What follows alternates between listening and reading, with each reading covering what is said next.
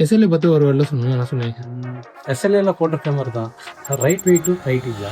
Hi Ram Prakash. இன்னைக்கு digital மார்க்கெட்டிங்கில் as a ஃப்ரெஷராக 4.2 LPAல எஸ்எல்ஏ மூலமாக ப்ளேஸ் ஆயிருக்கீங்க. ஸோ இதோட ஜேர்னி எப்படி இருந்தது, தென் எதுக்காக டிஜிட்டல் மார்க்கெட்டிங் சூஸ் பண்ணீங்க? பிகாம் முடிச்சிருந்தேன். ஆனால் என்னோட ஆசை வந்து ஒரு ஐடி ஜாப்குள்ளே போகணும் தான் எனக்கு ஒரு ஆசை இருந்தது. என்னோட பேக்ரவுண்ட் வந்து ஐடி கோர்ஸ் இல்லைங்கிறதுனால நான் அடுத்து என்ன சூஸ் பண்ணலான்னு எனக்கு ஒரு யோசனை இருந்துகிட்டே இருந்தது. அப்போ தான் நான் டிஜிட்டல் மார்க்கெட்டிங் எடுக்கலான்னு எனக்கு ஒரு ஐடியா இருந்தது. ஏன்னா ஃபியூச்சரில் நான் ஒரு ஓன் பிஸ்னஸ் பண்ணலான்னு எனக்கு ஒரு ஐடியா இருந்தது. அதனால நான் டிஜிட்டல் மார்க்கெட்டிங் சூஸ் பண்ணேன். அது எங்கே நான் லேர்ன் பண்ணலான்னு எனக்கு அதுவுமே ஒரு கன்ஃபியூஷனில் தான் நான் இருந்தேன். ஸோ அப்போ தான் நான் எஸ்எல்ஏ பார்த்தேன். நெக்ஸ்ட் அங்கே ஜாயின் பண்ணேன்.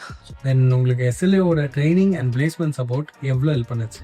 ஃபர்ஸ்ட் நான் என்னோட ட்ரெயினர்ஸ் சொல்லலாம், சுந்தர் சார் ஸ்க்ராட்ச்லேருந்து அட்வான்ஸ் லெவலில் அவரை என்ன கூட்டிகிட்டு போனார். அதனால தான் நான் எஸ்சிஓ, எஸ்எம்எம், கண்டென்ட் கிரியேஷன் இதெல்லாம் நான் கற்றுக்கிட்டேன். இப்போ நல்ல இம்ப்ரூவ்மெண்ட் ஆயிருக்கேன். அதனால தான் நான் என்னால் ஈஸியாகவே இன்டர்வியூ கிராக் பண்ண முடிஞ்சது. எஸ்எல்ஏவோட பிளேஸ்மெண்ட் சப்போர்ட் பற்றி சொல்லணும்னா, அவங்க நம்மளுக்கு அன்லிமிட்டடான இன்டர்வியூஸ் பண்ணிகிட்டு இருக்காங்க. அந்த மாதிரி தான் நான் என்னோட ஃபர்ஸ்ட் இன்டர்வியூ அட்டன் பண்ணேன்.